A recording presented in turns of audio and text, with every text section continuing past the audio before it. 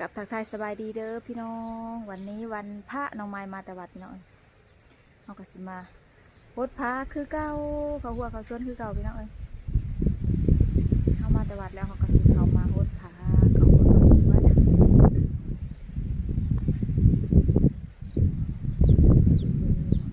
เข้าสวนกันเลยหนาวมาอีกแล้วพี่น้องลมมาอีกแล้วลมแห้งแห้งวันก่อนมาเริ่มลมอีกเมื่อวานนี้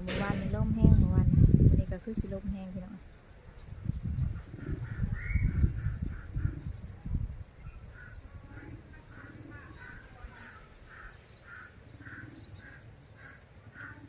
วันนี้คือสิบไปไซด์เราพี่น้อง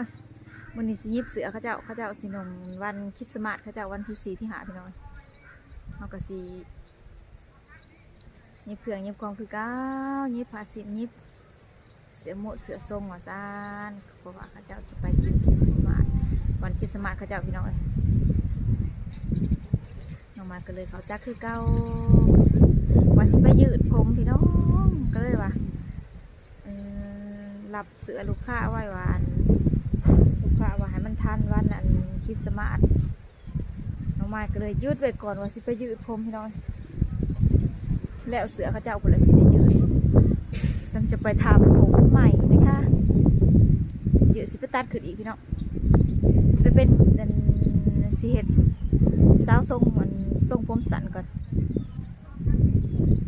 ตัดเอาแล้วเขาก็สิไปยืดเนี่ย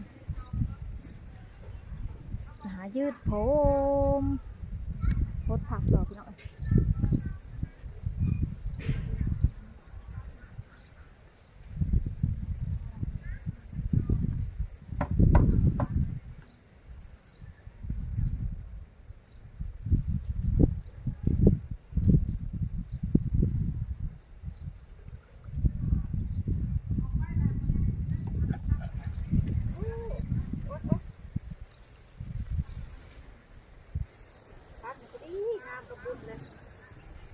ใส่บุญบาทเลย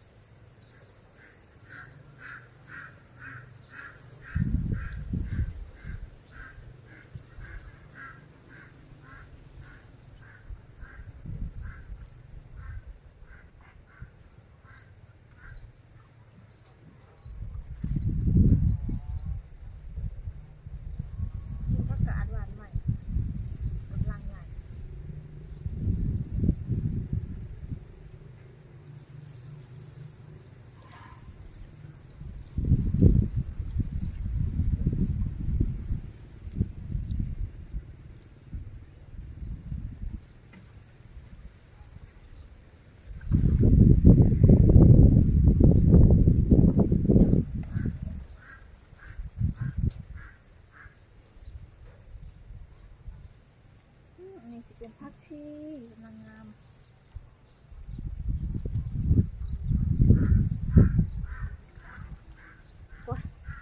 ปวดแขนปวดสุดจะปวดแขนพี่น้อง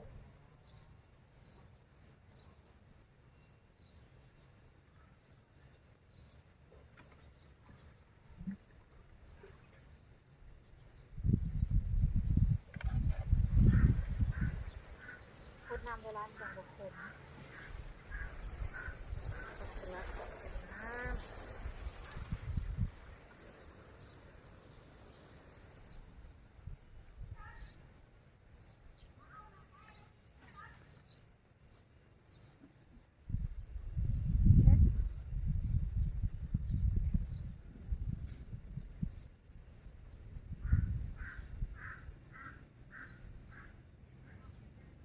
นกก็มากิน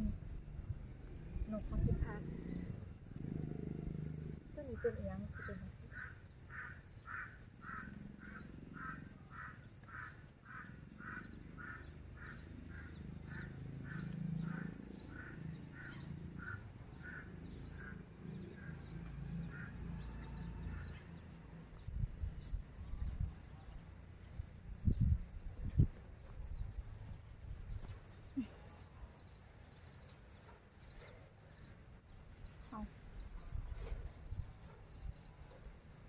แค่ละบัดนี้พี่น้อง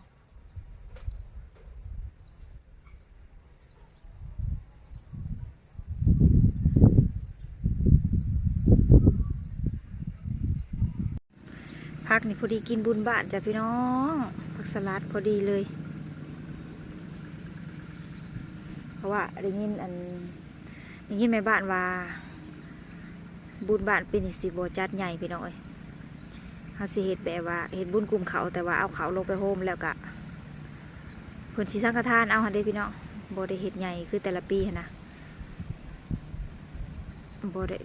คือสิบ่ได้ครบได้งานคือแต่ละปีดอก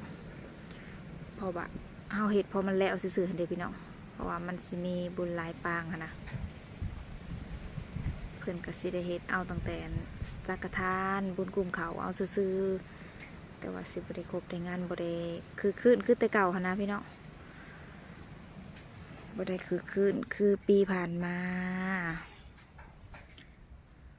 เห็ดมันจมมาแจมเห็ดพอมันแล้วหั่นนะ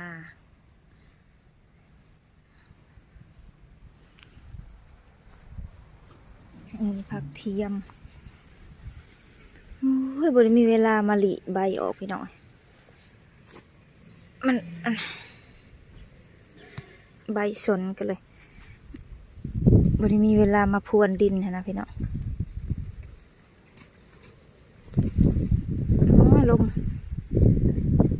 หักกระจิกไปทุกที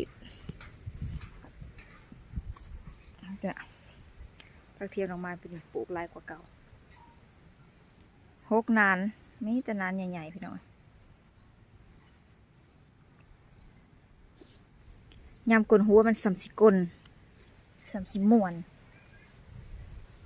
โอ้ยนานนี่ปลูกทีพดเลย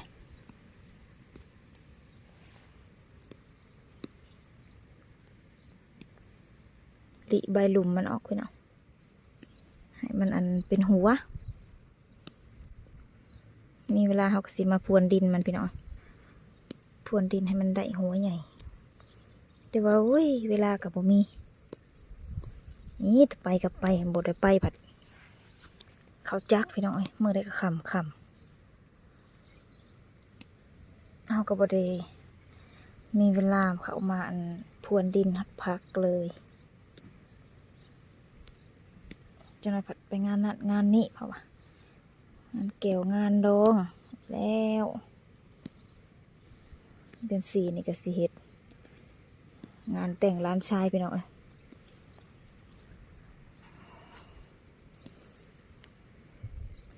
ร้านชายหัวแก้วหัวแหวนก็สิได้เฮ็ดแล้วก็สิได้จัดงานแล้วพี่น้อง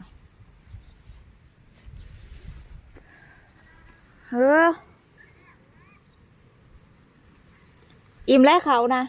น้องพรเพิ่นกินข้าวกินอิ่มแล้วเอากระปุกพักไว้พี่น้องสิวานไว้อีกอยู่กะใส่ว่าให้มันพอดีกับส่วงดองนะพี่น้องนี่ตัวนี้ใหญ่แล้วรุ่นนี้ใหญ่แล้วโอเคแล้วจ้ะพี่น้องมาวันนี้กับน้องไม้ขอจบคลิปไว้สักก่อนเด้อพี่น้องเด้อฝากกดไลค์กดแชร์กดติดตามช่องน้องไม้ออฟฟิเชียลเพื่อเป็นกำลังใจทำคลิปต่อไปสบายดีเด้อพอกันใหม่คลิปหน้าเด้อจ้า